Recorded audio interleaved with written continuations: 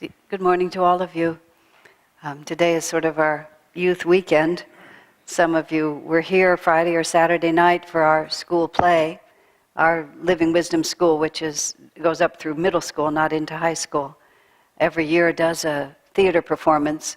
We can't call it a school play because it so far transcends it. We call it great art with short actors.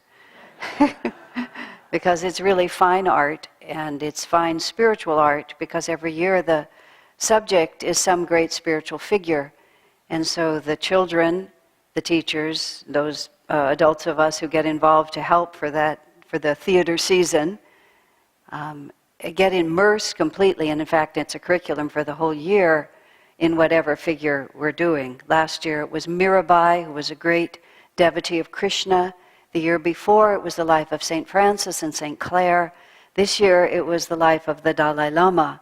So many of us had the opportunity to step into the world of Tibet, the world of Tibetan Buddhism, which, speaking for myself, and my part was to gather and assemble, sometimes make, with a lot of help, the costumes that the children wore. It's completely foreign reality to me. In fact, for weeks ahead of time, when I really should have been at work, I didn't have the foggiest idea where to begin, because I just couldn't even grasp the aesthetic. I finally said to David, something else is going to happen, because I don't think God is just going to abandon me to be frantic in the last weeks. And in fact, we discovered this marvelous, rich, abundant Tibetan community, and they have a Tibetan opera and dance company. Who would have ever thought, unless you were part of that world?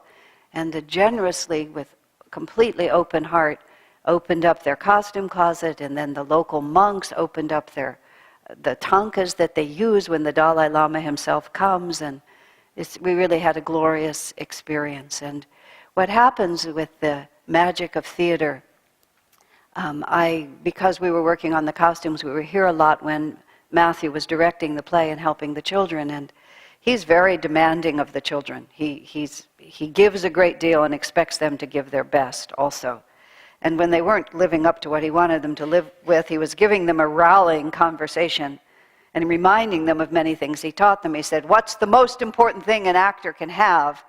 And the children said, a voice, breath, confident stance, all these different things. No, he kept saying, no, that's not right. And finally he said, imagination.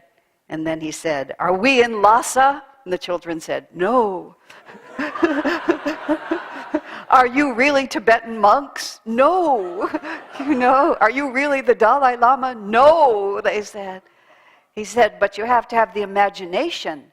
You have to have the imagination to feel that that's exactly what's happening. And then he added later a marvelous thing. He said, you have to tell the truth in an imaginary world. Isn't that remarkable? Because once you have imagined yourself in Lhasa, then you have to be absolutely true to that non-existent reality. And I thought later, isn't that exactly what we're doing in our whole lives? Are we really egos? No. Are we really captured in delusion? No. Are we really separate from God? No. But we imagine that we are. And in this case, it's not a virtue. In the case of being an actor, it's a virtue. In fact, it can make you quite famous and rich and a huge celebrity. But here, no. Here it makes us less than we really are. So our job is just like an actor's job, which is to tell the truth in this imaginary world. Because even though it all seems this way, and even though we've devoted ourselves for really quite a long time to imagining this reality, now it's our job to tell the truth within it. Because it has its own rules. Just like the rules of the stage are very exact. Matthew would be very strict with the children. Would Harry S. Truman fidget like that? We had these world leaders on the stage denying help to Tibet. And this one little boy was Harry Truman. The boys would stand like this. Harry S. Truman, President of the United States. He would say like that. And then he would say, we're sorry, Tibet, we're not going to help you. That was the part. And then as soon as he was done, he would kind of go like this. He could hold it for his speech. In rehearsal, in the performance, he was rock solid. But Matthew said, well, I believe you when you're talking, but Harry S. Truman was a grown man. He could control his body. You know? So they would have to be true in the imaginary world. They had to tell the truth. Harry S. Truman would not fidget after he had just told Tibet he wasn't going to send military assistance. You know, it was just be the way it was. Because those are the rules of the stage.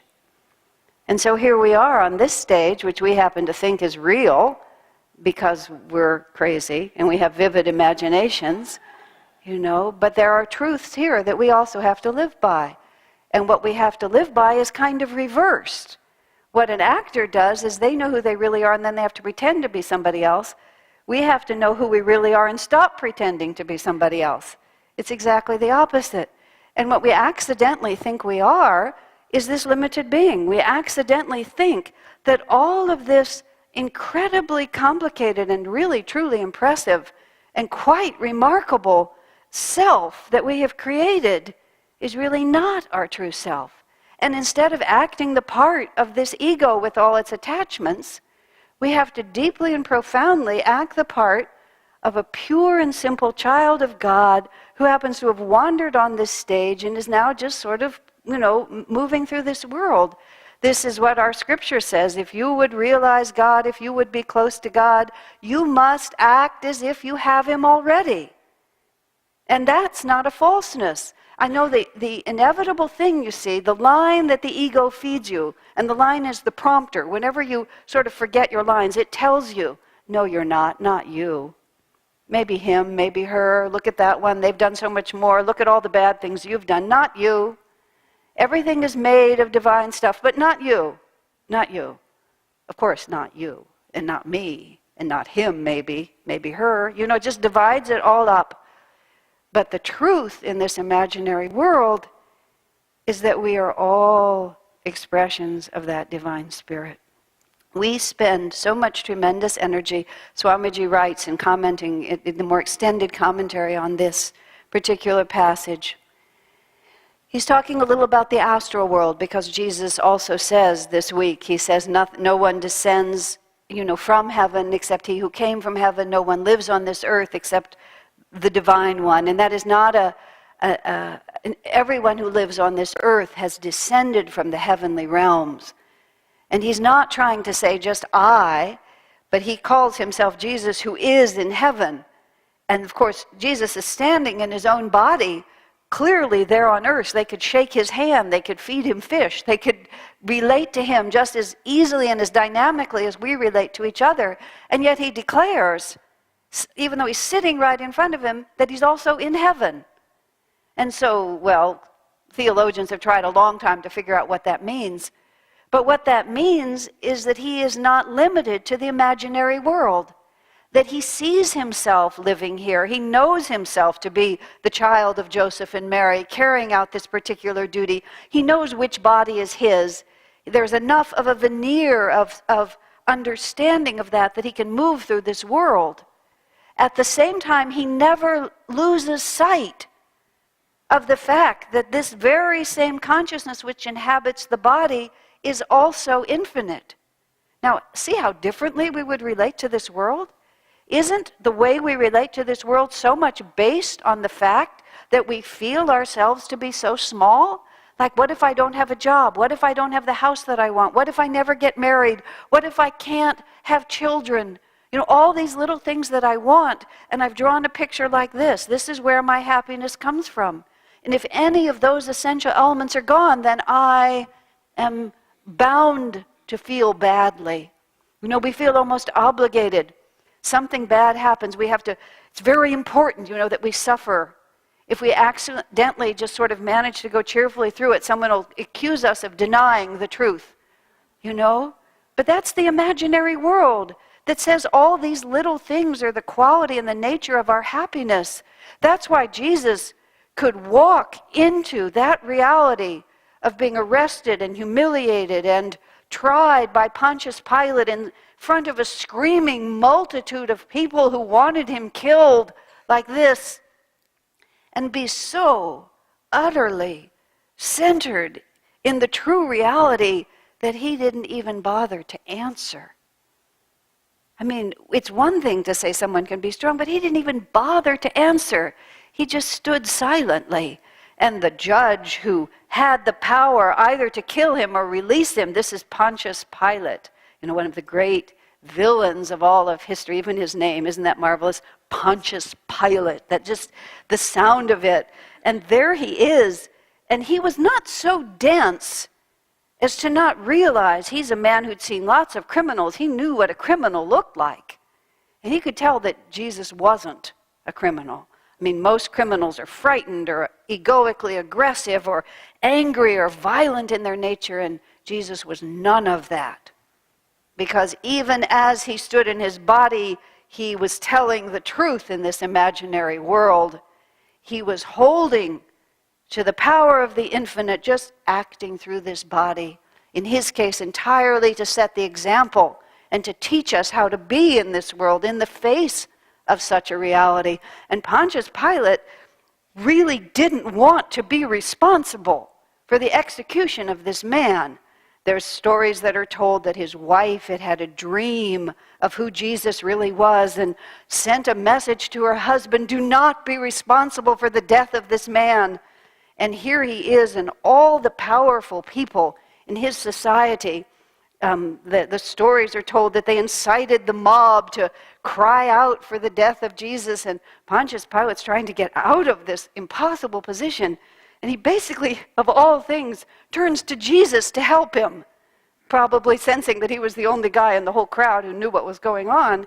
He says to Jesus, don't you know that I have the power to have you crucified or to set you free?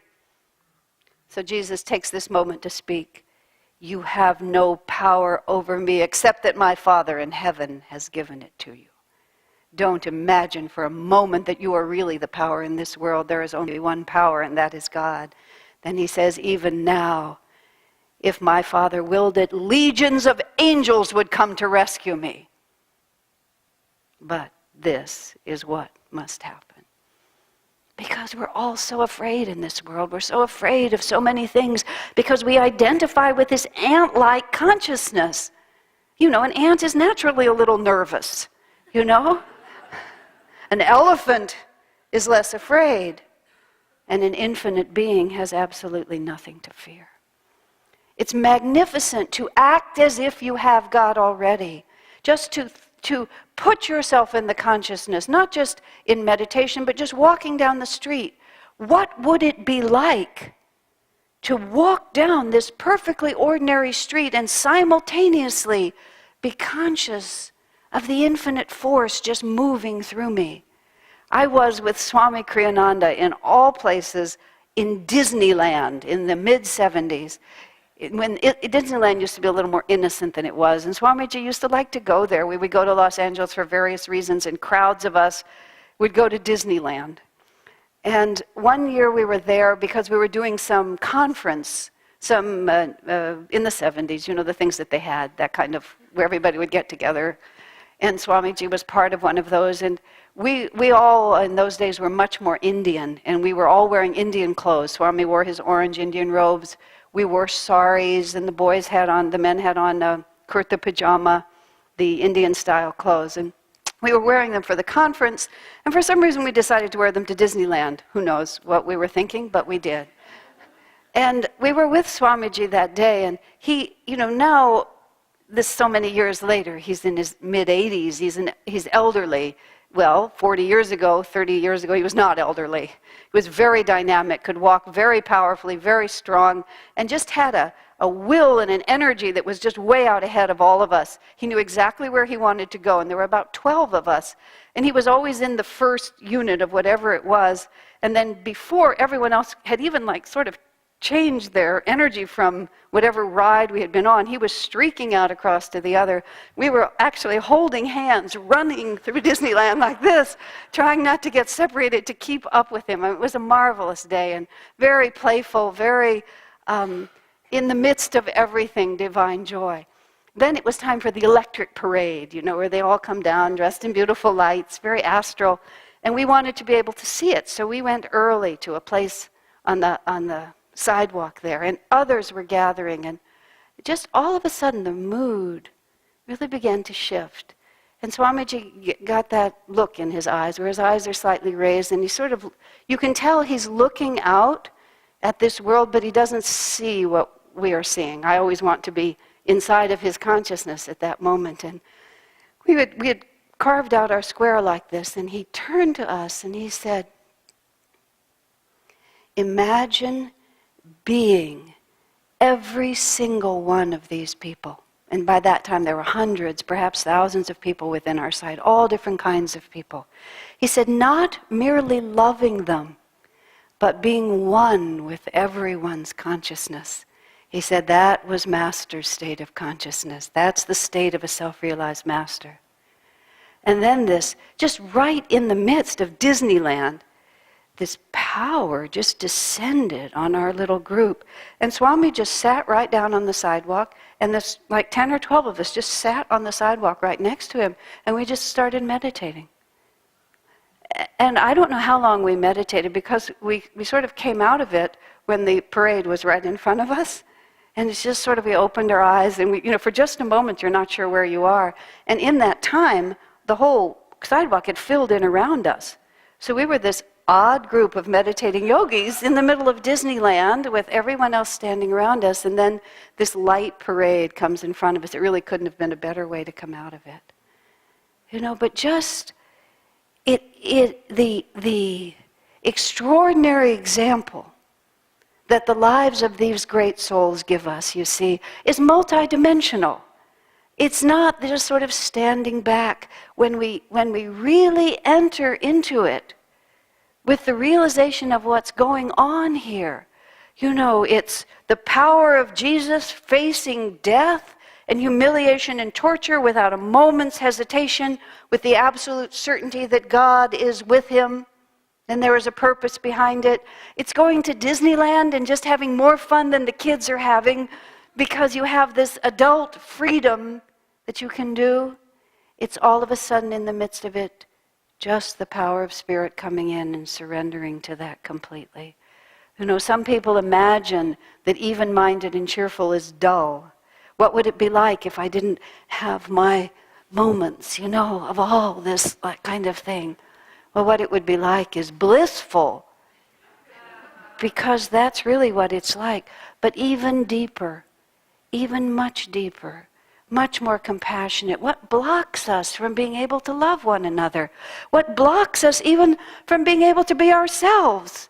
What is it always? Self-concern, fear. Self-concern, fear, self-concern, fear. Self-realization is not like a magnificently huge, bigger than ever sense of me and mine. I was so charmed once. It's so easy to project upon short people greater consciousness than they actually have, just because their egos are not quite fully expressed. And this little child about 2 or 3 was in the arms of its mother, and it was singing some little chant, and everybody's so charmed. Oh, what a saintly little being. Sri Ram, Jai Ram, Jai Jai Ram. And then suddenly the mother held up the bottle, and the child says, mine, mine, mine, mine, mine. Just like that. We're just like that, aren't we? We go for a moment into the Spirit, and then something happens, and it's mine, mine, mine. Sometimes, just for fun, we sing that chant, Lord, I am thine. Instead, we say, Lord, this is mine, this is mine, this is mine. Just joking about what we would be, might say seriously on another occasion. I was watching when Matthew was working with the children about a week before the performance. Things are building, and some of these kids are quite small, and Matthew, being extremely talented and a tremendous actor himself, he was standing right here, and there were the 60 children in front of him, and he, in this extremely exaggerated way, he said, I woke up this morning and I realized that the play is just 1 week away. 1 week! He goes like this. And then he says, and there's so many things to do, and I'm so afraid about them. The music. And then he goes, the music, like this. And then he says, and then he asks the children, what else is there to be afraid of? And the children start shouting out all the things that are scaring them, And each time they say one, he does some huge gesture of total anxiety. until he's totally wrapped up in this fear. And then he says, "Can anybody help me?"